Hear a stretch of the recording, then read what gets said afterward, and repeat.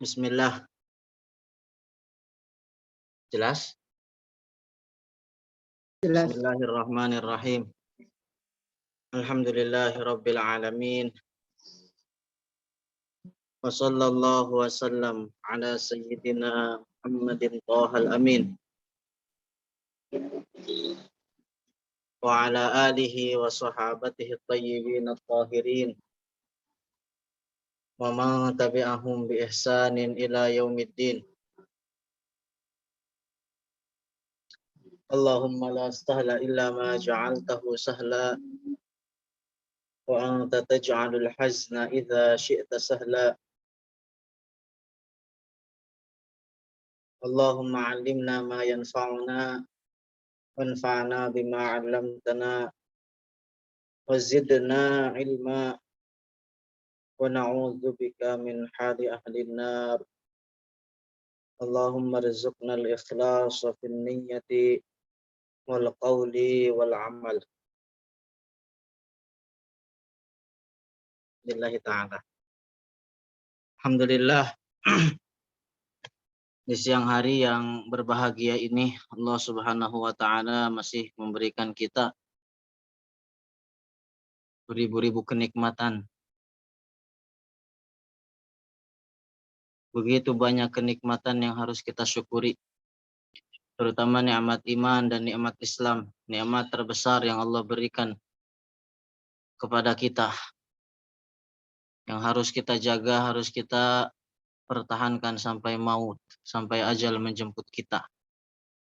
Di mana iman adalah suatu tanda bahwa ketika Allah mencintai seorang hambanya, Allah jadikan dia seorang yang beriman. Salawat dan salam semoga tetap tercurah limpahkan kepada baginda kita Rasulullah Muhammad sallallahu alaihi wasallam. Mengingatkan pribadi juga hadirin yang ada di Zoom meeting ini untuk sama-sama menghadirkan niat ikhlas di dalam mendengarkan kepada majelis ilmu. Oleh karena Rasulullah sallallahu alaihi wasallam juga bersabda, innamal a'malu binniyat. Sesungguhnya Allah hanya menerima suatu amal ketika amal tersebut dilandasin dengan niat. Karena niat yang ikhlas adalah juga merupakan syarat diterimanya amal baik seseorang, amal baik yang dikerjakan oleh seseorang. Di dalam kesempatan siang hari yang berbahagia ini, insya Allah kita akan melanjutkan tema kajian mengupas atau sama-sama murajaah, mengulang kembali nasihat-nasihat dari guru-guru kita, nasihat-nasihat dari masyayikh kita, terutama dari guru kita Maulana Syekh Abdullah Al-Harari, dengan harapan semoga nasihat yang akan kita murajaah ini menjadi motivasi bagi kita untuk senantiasa upgrade kualitas, memperbaiki diri dengan untuk senantiasa upgrade kualitas untuk mempersiapkan bekal di hari akhirat, untuk sama-sama bagaimana menjadikan hari ini lebih baik daripada hari kemarin. Karena mereka yang cerdas adalah yang senantiasa mengedepankan kebahagiaan, kenikmatan hakiki di akhirat ketimbang dengan kenikmatan dunia yang hanya sementara, yang mana kenikmatannya itu syariatuz zawal, sangatlah singkat, cepat sirna. Di dalam sebuah hadis Atau sebelum mengutip hadis, saya ingatkan terlebih dahulu pada pribadi juga teman-teman yang ada di Zoom meeting ini dengan firman Allah. Firman Allah di dalam Al-Quran, Ya ayyuhalladzina amanu taqullaha wal tanzur nafsum ma qaddamat lighad. Ayat ini memerintahkan kepada kita untuk muhasabah diri, untuk introspeksi diri. Sebelum kelak di akhirat adanya hisab yang hakiki. Karena di hari akhirat itu tidak ada sesuatu apapun yang bermanfaat bagi kita kecuali taqwallah. Menjalankan kewajiban, menjalankan seluruh kewajiban dan meninggalkan segala sesuatu yang Allah haramkan. Tentunya ketika seseorang menjalankan takwa, artinya apa? Tentunya hal ini dibutuhkan atau perlu dilandasin dengan ilmu. Terutama ilmu agama yang daruri. Karena orang tidak akan pernah sampai kepada derajat takwa selama dia tidak mempelajari ilmu agama, terutama ilmu agama yang daruri. Banyak orang di zaman sekarang, mereka yang tertipu, mengira bahwa ketika orang memperbanyak zikir, ketika orang banyak memperbanyak wirid, itu bisa menyampaikan mereka kepada derajat wilayah tanpa mempelajari ilmu agama. Orang tersebut adalah orang yang tertipu. Orang yang tidak mempelajari ilmu agama, jangankan sampai kepada derajat wilayah atau derajat kewalian, sampai derajat ketakwaan pun tidak akan pernah diraihnya.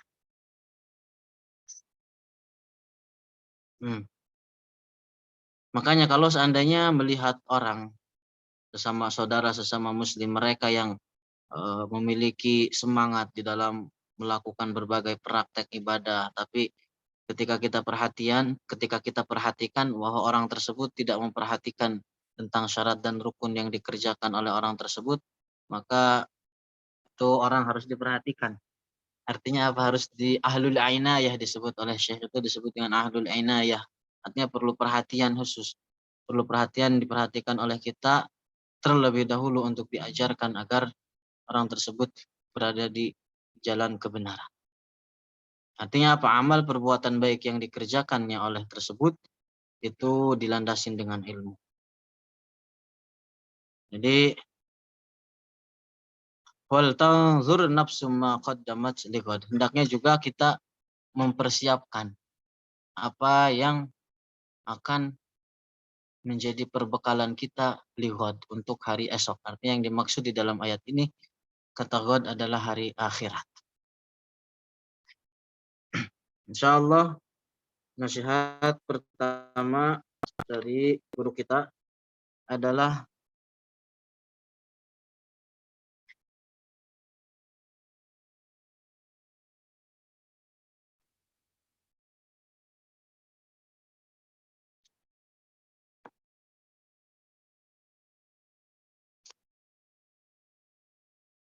mana tadi?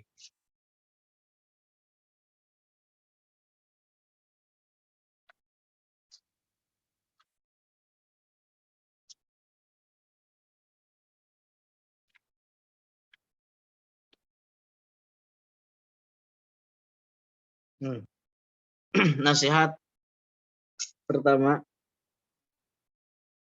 yang akan saya sampaikan dari guru kita adalah tentang pentingnya at-tazawur, yaitu saling menasihati, saling mengunjungi, saling mendatangi sesama kita. Beliau berpesan atau berwasiat kepada kita untuk menjadi hamba-hamba Allah yang bersaudara, yang saling menasihati, yang saling mengunjungi, artinya saling menziarahi. Hendaknya saling merasa kehilangan satu sama lain. Ketika misalnya berlalu waktu, kita tidak melihat saudara kita, hendaknya ditanyakan tentang dirinya itu. Kemudian kita ziarahi, kita datangi, maka dengan demikian itu akan memperkuat kecintaan kita. Dan yang terpenting dari itu adalah juga bisa memperkuat dakwah kita selaku ahlul haq, golongan ahlus sunnah wal jamaah. Suatu ketika saya diceritakan langsung oleh Syekh, atau kita diceritakan ketika di kampus oleh oleh Syekh Tariq Laham. Ketika itu posisinya beliau masih muda ketika Syekh Nizar masih hidup. Jadi Syekh Nizar itu ketika itu beliau jadi imam di Masjid Burj Abi Haidar, masjid dekat Jam'iyah. Nah, Syekh Nizar itu kalau ngimamin hafal posisi berdiri orang-orang yang jadi makmumnya di mana. Jadi misalnya sholat zuhur, si fulan di sini, si fulan di sini, si fulan di sini. Nah, suatu ketika ada seseorang yang mana biasanya ikutan jemaah. Setiap jemaah dia sholat softnya berada di tempat ini. Suatu ketika Syekh Nizar bertanya, kemana si fulan? Nanya ke Syekh Tariq sebelum sholat. Nggak tahu. Akhirnya dijawab sama Syekh Tariq, nggak tahu. Ya, kemudian datang asar, ditanya lagi, nggak ada. Asar juga nggak ada. Nah, kemudian pas datang maghrib, ditanya lagi, nggak ada lagi. Orang tersebut ditanya, nggak ada. Ditanya lagi, nggak ada. Akhirnya ditanyakan lagi ke Syekh Nizar, kemudian setelah itu diperintahkan Syekh Nizar untuk mencari rumahnya. Iya, Syekh Nizar memerintahkan Syekh Tariq Laham untuk mencari rumahnya. Kemudian dicari orang tersebut, didapatin rumahnya dalam keadaan istilahnya rumahnya sempit, kemudian didapatin dalam keadaan meninggal dunia. Subhanallah. Hingga akhirnya dilaporkan ke Syekh Nizar, diperintahkan Syekh Tariq itu untuk Syekh Tariq Laham itu untuk menguburkannya ketika malam itu juga. Jadi di situ kata Syekh Tariq, cerita itu pertama kali saya mandiin mayit, ngapain mayit, nguburin mayit malam itu juga. Itu pentingnya. Jadi subhanallah, nyampe sedetail itu masyayikh kita di dalam follow up seseorang, di dalam mutabaah tentang seseorang. Karena ini tadi adalah dapat menguatkan kecintaan sesama kita, juga dapat memperkuat dakwah selaku ahlul haq. Nah, maka dengan demikian nasihat Syekh, fakunu minal mutawassilina fillah. Jadi jadilah kalian sebagai orang-orang yang saling mengunjungi karena Allah. Mereka yang sama saling mengunjungi satu sama lain. Banyak faedah atau banyak istilahnya anjuran hal ini dari hadis-hadis, dari ayat-ayat Al-Quran. Diceritakan dalam suatu hadis, diriwayatkan oleh Imam Muslim, bahwa suatu ketika ada seorang pemuda, ada seorang laki-laki, didatangin oleh malaikat, artinya malaikat yang menjelma. Allah utus malaikat tersebut kepada orang itu. Kemudian oleh malaikat ditanya, hendak kemanakah kamu pergi? Kemudian dijawab oleh laki-laki tersebut, saya hendak ke kampung sebelah. Ke kampung sebelah. Istilahnya ke daerah seberang. Kemudian perlu apa? Ditanya ada perlu apa? Saya hendak mengunjungi saudara saya. Ya, saudara sesama muslim. Kenapa kamu mengunjunginya? Apakah ada sesuatu yang menjadi tanggungan dia dan hendak kamu tagih? Kemudian laki-laki tersebut menjawab, tidak, dia tidak ada sesuatu apapun terhadapku. Akan tetapi saya mengunjungi dia hanya karena saya mencintainya karena Allah.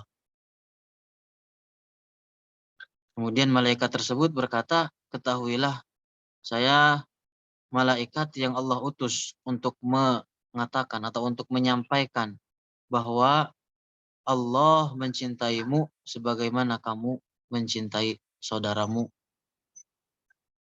tersebut. Ini istilahnya merupakan renungan bagi kita. Merupakan tafakkur bagi kita, apakah ada saudara atau istilahnya teman, sahabat yang seperti ini keadaannya. Saya yakin masih ada. Tapi di manakah dia? Siapakah dia? Pribadi bertafakkur terhadap hadis ini. Allah. Nah itu makanya penting Syekh sering menasihati atau sering diulang-ulang di dalam nasihatnya Syekh untuk sama-sama saling at-tazawur, saling mengunjungi sesama kita. Nah, adapun orang yang tidak diberikan kemudahan untuk saling mengunjungi, misalkan karena jarak yang jauh, hendaknya dia menulis surat, atau bahkan di zaman sekarang tidak perlu lagi menulis surat, istilahnya tinggal chatting, tinggal telepon, tinggal video call dan lain sebagainya. Sekedar mengucapkan salam, say salam, meskipun artinya tidak usah berlarut-larut lama begitu, say salam nggak jadi masalah. Nggak nyampe jarak begitu jauh, ya artinya sapa menyapa di dalam terutama media sosial ya untuk itu. Nah, karena beliau menjelaskan kembali bahwa at-tazawur itu sangat penting, bahwa saling mengunjungi itu sangat penting sekali. Jadi jangan sampai berlalu dari kita waktu yang lama yang tidak bisa melihat saudara kita sesama muslim, kemudian tidak menanyakan keadaan atau kabar tentang dirinya. Kalau seandainya seseorang bisa mengunjunginya secara langsung, maka hendaknya dia melakukan hal itu. Tapi kalau tidak demikian, hendaknya dia mengucapkan salam atau sekedar mengobrol meskipun lewat telepon.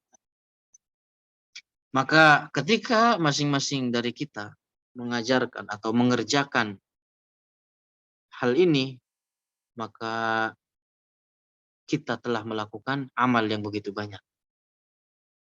Tapi kalau tidak dikerjakan, maka kata Syekh antum qalil, kalian telah melakukan amal perbuatan yang sedikit.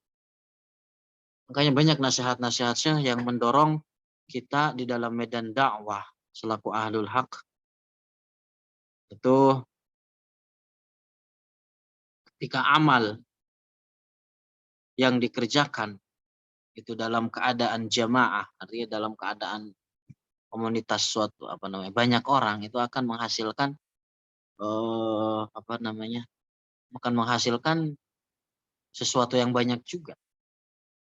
Tapi kalau amal dilakukan oleh sendiri, suatu pekerjaan dilakukan oleh sendiri, maka akan menghasilkan sesuatu yang sedikit juga. Nah, wa in fa'altum fa antum aqwiya, maka ketika kalian sesama kita, artinya sesama kita saling mengunjungi, maka ikatan kecintaan kita akan saling kuat. Kan tetapi kalau tidak, fa antum du'afa, katanya, maka kalian atau ikatan kecintaan kalian akan saling melemah. Nah, apa yang menjadi kunci dari ini semua? Ini apa? Biar seseorang mudah untuk saling mengunjungi satu sama lain. Adalah kuncinya at-tawadhu. Itu rendah hati. Artinya tawadhu'lah yang mendorong dia untuk mengunjungi saudara-saudaranya tersebut.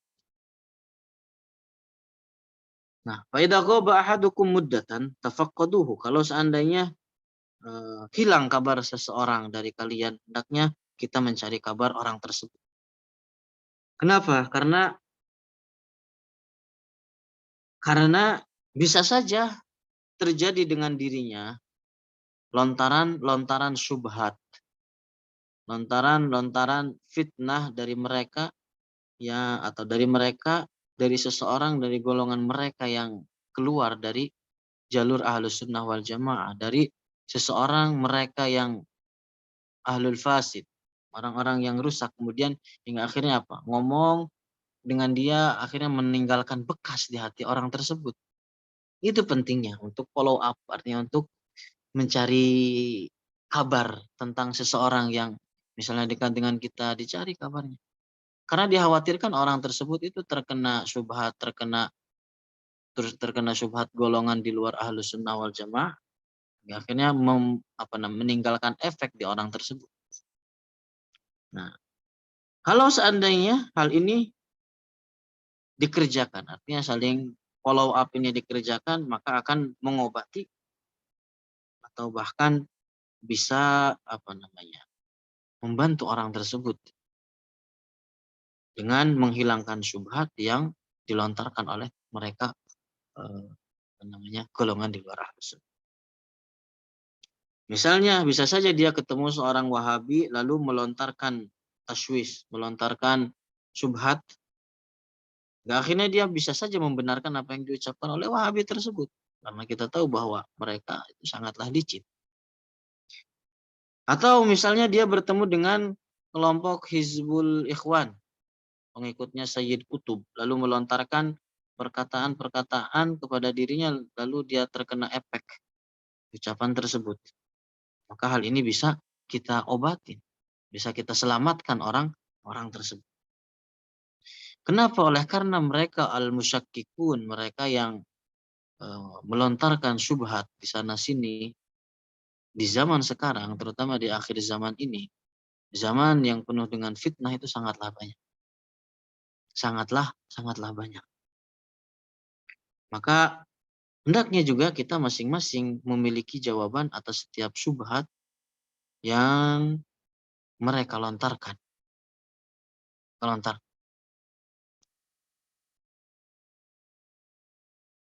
Misalkan kalau seandainya ada orang Wahabi yang mengatakan kepada kita, kalau seandainya Allah tidak berada di suatu tempat, berarti Allah nggak ada dong. Kalau seandainya demikian, gimana kalau orang Wahabi berkata demikian? Atau misalkan kalau orang Wahabi mengatakan, kenapa kalian mengatakan Allah ada tanpa tempat? Berarti sama halnya Allah nggak ada dong kalau demikian. Kita katakan kepada mereka. Jadi kita harus memiliki jawaban atas syubhat-syubhat yang model seperti ini. Kita katakan kepada mereka, bukankah Allah Subhanahu wa taala ada sebelum terciptanya tempat dan tanpa tempat? Mereka pasti mengatakan iya. Berarti dengan demikian Allah Subhanahu wa taala ada sebelum terciptanya tempat, tanpa tempat. Dan setelah Allah menciptakan tempat, Allah tetap ada tanpa tempat. Hal ini juga mengingatkan saya dengan kisah guru kita, Dr. Abdurrahman Bulek, dosen di kampus, debat dengan orang Wahabi. Gitu ngotot. Jadi suatu kampus gitu, debat dengan orang Wahabi. Di suatu kampus mereka ngotot mengatakan bahwa Allah berada di suatu tempat. Syekh Abdurrahman melontarkan satu pertanyaan ini. Alaihissallahu ta'ala mawjudun. Alaihissallahu ta'ala mawjud qablal makani bila makan. Pertanyaan begitu, bukankah Allah ada tanpa tempat sebelum terciptanya tempat? Orang Wahabi mau jawab sana sini, jawab sana sini, jawab sana sini. Dijawab lagi, dilontarkan lagi pertanyaan yang sama. Alaihissallahu ta'ala kana mawjud qablal makani bila makan. Terus diulang itu. Ngobrol sana sini, jawab sana sini orang Wahabinya. Syekh Abdurrahman dengan santainya mengulangi pertanyaan yang sama. Mengulangi pertanyaan yang sama. Supaya dia tulis di papan tulis. Ulangi pertanyaan yang sama. Sampai berapa kali itu terulang, kalau 8 atau sampai sekitar 10-an gitu, kurang lebih teh. Dijawab sama orang Wahabi, bala. Iya. Artinya apa? Allah ada tanpa tempat sebelum terciptanya tempat. Kemudian dijawab oleh Abdurrahman, idzan Allahu la yataghayyar. Berarti dengan demikian Allah tidaklah berubah. Nah, ya, ini perlu jawaban hal seperti ini. Tentunya hal ini adalah didapat dengan kontinuitas kita di dalam tahsilul ilm, di dalam menghasilkan ilmu, terutama ilmu ahlus sunnah wal jamaah. Hmm.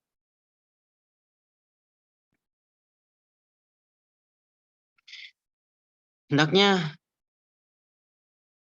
selain kontinuitas di dalam uh, tahsilul ilm, di dalam menghasilkan ilmu, juga masing-masing kita bersabar. Bersabar di dalam segala bentuk macamnya. Yang tiga. Sabar di dalam menjalankan kewajiban, sabar di dalam meninggalkan perkara yang Allah haramkan, sabar di dalam ketika tertimpa musibah. Karena sesungguhnya dunia ini adalah darul bala, itu tempatnya musibah, tempatnya bala. Karena dunia ini tidak akan selamanya bagi seseorang. Bahwa masing-masing dari kita juga adalah memiliki mu'arradun. Ada musibah yang, atau ada bala atau musibah yang akan menimpa kita. Akan ada musibah yang menimpa kita. Masing-masing dari kita pasti ada musibah yang menimpa kita. Artinya. Makanya dituntut untuk senantiasa bersabar. Seperti misalnya kehilangan orang yang kita cintai, atau kehilangan orang yang mulia bagi kita misalkan, atau kehilangan harta kita, atau kehilangan lain sebagainya, atau misalkan juga kita terkena suatu penyakit di dalam tubuh kita. Maka seorang mukmin hendaknya ketika merasakan suatu kenikmatan, hendaknya dia bersyukur kepada Allah dan senantiasa memuji pada Allah. Artinya apa? Kemarin sudah dijelaskan bahwa syukur yang wajib adalah dengan tidak menjadikan setiap kenikmatan yang Allah berikan kepada kita di dalam bermaksiat kepadanya. Nah, begitu juga ketika kita terkena suatu kesulitan, terkena suatu musibah, maka hendaknya bersabar. Banyaknya musibah, banyaknya bala terhadap seorang mukmin itu adalah tanda kuatnya keimanan dari orang mukmin yang bersabar tersebut. Dalam hadis kan dijelaskan bahwa al-anbiya, para nabi adalah mereka orang-orang yang paling banyak cobaannya. Betapa banyak para nabi yang dibunuh oleh orang-orang kafir dari kalangan Bani Israel. Mereka yang selamat artinya dari pembunuhan, mereka mendapatkan cobaan yang begitu besar. Maka tidak ada jalan lain bagi kita adalah kecuali untuk menerima, kecuali untuk ridha di dalam sesuatu yang Allah takdirkan bagi kita, dan bersabar di dalam suatu kemaksiatan. Dan bersabar di dalam setiap ujian dan cobaan. Hmm.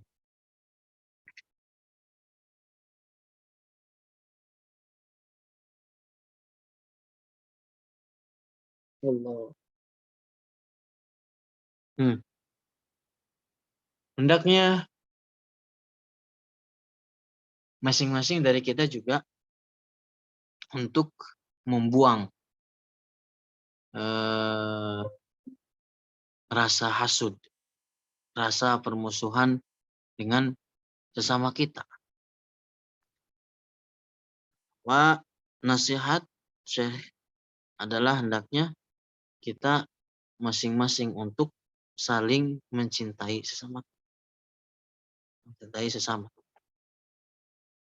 Oleh karena seorang muslim ketika dia mencintai saudaranya sesama muslim dan orang yang dicintainya itu mencintai terhadap dirinya, bukan artinya mencintai karena Allah, bukan karena sekedar materi dunia saja, atau bukan karena ada tali kekerabatan. Maka kelak orang yang saling mencintai tersebut karena Allah akan berada di bawah naungan arsy ketika hari kiamat. Hari kiamat di mana seluruh manusia merasakan kepanasan oleh panasnya matahari. Tapi orang tersebut, orang yang saling mencintai karena Allah di antaranya adalah mereka yang tidak akan merasakan panasnya matahari ketika hari kiamat. Masing-masing hendaknya dari kita menghindari al-hasad, penyakit hati. Wal baghdha, juga permusuhan. Kenapa? Karena umat-umat terdahulu itu hancur itu karena sebab hasud, karena sebab permusuhan.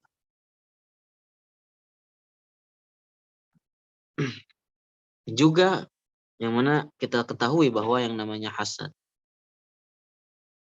yang namanya permusuhan sesama muslim adalah termasuk ke dalam maksiat hati. Maka orang yang di dalam dirinya masih ada penyakit hati, masih ada satu penyakit dari penyakit-penyakit hati, maka hendaknya dia mengatakan, "Alijuni, sembuhkan saya." Ini apa? Tentunya adalah dengan mempelajari ilmu agama. Tahu masing-masing dari kita bahwa hasad adalah membenci kenikmatan yang didapat oleh seorang muslim. Di dalam dirinya dia merasa keberatan atas kenikmatan yang didapat sesama saudaranya semuslim, dan dan berangan-angan melakukan suatu praktek yang dikerjakan, ya, berangan-angan lalu melakukan praktek di dalam menghilangkan kenikmatan tersebut yang didapati seorang muslim.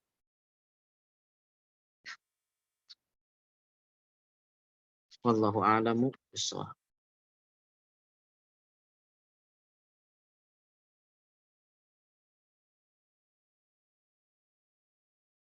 Ada yang mau ditanyakan? Ya, monggo.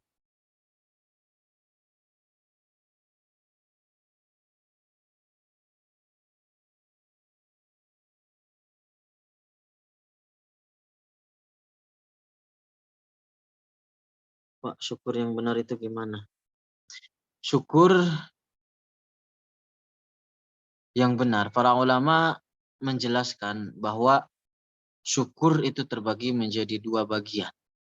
Ada syukur yang wajib, ada syukur yang sunnah. Syukur yang wajib artinya wajib bagi kita untuk melakukan hal ini adalah dengan tidak menjadikan setiap kenikmatan yang Allah berikan kepada kita di dalam bermaksiat kepadanya. Misalnya Allah memberikan kita nikmat sehat. Bagaimana cara mensyukurinya adalah dengan tidak menjadikan kesehatan yang ada di dalam diri kita di dalam bermaksiat kepada Allah. Misalnya Allah berikan kita kenikmatan harta, banyaknya harta. Bagaimana cara mensyukuri nikmat ini? Nikmat harta ini adalah dengan tidak menjadikan harta yang Allah berikan kepada kita di dalam bermaksiat kepadanya. Dan seterusnya. Ini adalah definisi dari syukur yang wajib. Makanya di dalam Al-Quran dijelaskan bahwa sangat sedikit mereka orang-orang yang sampai kepada derajat syakur, benar orang-orang yang benar-benar bersyukur. Dalam Al-Quran dijelaskan wa qalilun min ibadiyas syakur. Jadi sangat sedikit sekali mereka yang sampai kepada derajat syakur, benar-benar bersyukur. Itu syukur yang wajib. Adapun syukur yang sunnah. Syukur yang sunnah, misalkan ketika seseorang mendapati rezeki nomplok, tidak disangka-sangka. Lagi Zoom meeting begini, tiba-tiba ada yang transfer. Alhamdulillah, ngucapin Alhamdulillah. Nah itu contoh dari syukur sunnah. Artinya misalkan ketika orang mendapat rezeki, kemudian dia mengucapkan Alhamdulillah, itu syukur yang sunnah. Adapun tadi yang wajib adalah dengan tidak menjadikan segala bentuk kenikmatan yang Allah berikan kepada kita di dalam bermaksiat kepadanya. Ada lagi?